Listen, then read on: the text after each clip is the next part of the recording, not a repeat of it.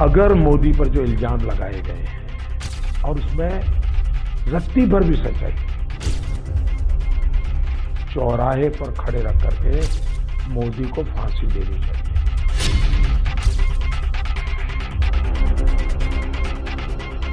ऐसा नहीं कि खाली पेट्रोल वो लोग ने डाला था, मेरे पिताजी के सर पे एसिड पड़ा था। एसिड की वजह से पूरी खोपड़ी का हिस्सा निकल गया था और वो मैंने यहाँ तो सारी बॉडी देखने के बाद अपने भी पिताजी की बॉडी खोलने की हिम्मत नहीं हुई थी, पर जब शमशान में मैंने बॉडी खोली ना तो उनके जो दिमाग का हिस्सा होता है ना, मगज का, उसका मैंने बाहर इकट्ठा करके रखा था।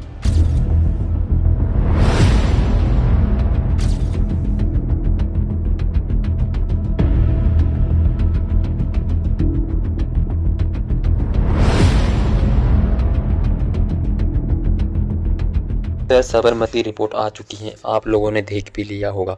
और नरेंद्र मोदी ने यह कहा कि अब सच बाहर आ रहा है। उस समय भारत की राजनीति में क्या चल रहा था और कैसे नरेंद्र मोदी को फंसाया गया था, जिसका दब्बा आज भी नरेंद्र मोदी के ऊपर पोता जाता है। किसने, क्यों और कैसे साबरमती ट्रेन को जलाकर कई परिवारों को जिंदा जला दिया। फिर जितना हम सोच सकते हैं उससे भी ज़्यादा हैवानियत दिखाई गई और इस सत्य को कैसे उस समय के मीडिया ने छिपा दिया था, आज यह भी हम लोग जानेंगे। तो एकदम शुरुआत से शुरू करेंगे। आज से बहुत से हिंदू अयोध्या महायज्ञ में ट्रेन से जाते हैं। महायज्ञ होने के पश्चात वहां से साबरमती एक्सप्रेस ट्रेन से लौट रहे होते हैं। अब दूसरी साइड में मुस्लिम्स का एक ग्रुप प्लानिंग करके बैठा होता है कि इस ट्रेन में आ रहे हिंदुओं को मार देना है और इसके लिए बड़े बड़े गैलेंस टैंक में पेट्रोल भर के रखे रहते हैं और इसमें उसकी हेल्प कर रहे होते हैं कुछ पॉलिटिशियंस। और अब ट्रेन गोधरा के जस्ट एक स्टेशन पहले पहुंचता है और वहां पर रुकता है तो वहां मुस्लिम्स के जो एक ग्रुप था उनमें से एक व्यक्ति जानबूझकर हिंदुओं से लड़ाई करता है ताकि यह पूरा नरसंहार करने के बाद एक एक्सक्यूज दिया जा सके और उसमें बताया जा सके कि दोनों तरफ से लड़ाई हुई थी और यह उसी का नतीजा था। फिर लड़ाई करने के बाद बाकी मुस्लिम्स के ग्रुप को लेकर आते हैं और भीड़ को और इकट्ठा करने के लिए आसपास की मस्जिदों से भी ऐलान किया जाता है, ठीक वैसे ही जैसा कश्मीर में किया जाता था।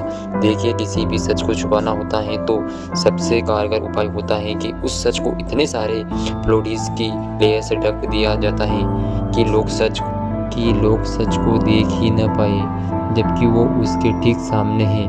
और वही चीज़ कहीं न कहीं यहाँ पर भी हुई थी। अलग अलग कहानियाँ फैलाई गई ताकि किसी को सच पता ही नहीं चल सके और इसके लिए कहीं पॉलिटिशियंस और मीडिया का भी सपोर्ट था जो इन नैरेटिव को एम्प्लीफाई कर रहे थे। अब दूसरी तरफ ट्रेन की चेन खींचकर ट्रेन को रोक दिया जाता है और फिर ट्रेन के ऊपर पथराव किया जाता है। फिर इससे बचने के लिए अंदर में बैठे हिंदूज दरवाजे को खिड़कियाँ बंद कर, फिर इससे बचने के लिए अंदर के हिंदूज दरवाजे और खिड़कियाँ बंद कर लेते हैं। तो जो बाहर के लोग मौजूद थे मुस्लिम, वो भी बाहर से इस दरवाजे को लॉक कर देते हैं। फिर कुछ लोग ट्रेन पर चढ़कर ऊपर से नीचे आते हैं और ट्रेन के पूरे फर्श पर पेट्रोल फैला देते हैं और आग लगा दी जाती है। और आग लगाने के लिए मेन टारगेट कोच था, वो था S6। और हैवानियत यहीं पर ख़त्म नहीं होती है। आप जिस हद तक सोच सकते हैं इस हैवानियत को उससे भी आगे ले जाया जाता है। पेट्रोल से जलाने के साथ साथ एसिड भी फेंका जाता है जिससे कहीं लोग के शरीर जीते जी जल जाते हैं। और ये उन लोगों के नाम हैं जिन्हें उम्र कैद हुई थी। अपने नरेंद्र मोदी की यहाँ फोटो तो बहुत सी जगह पर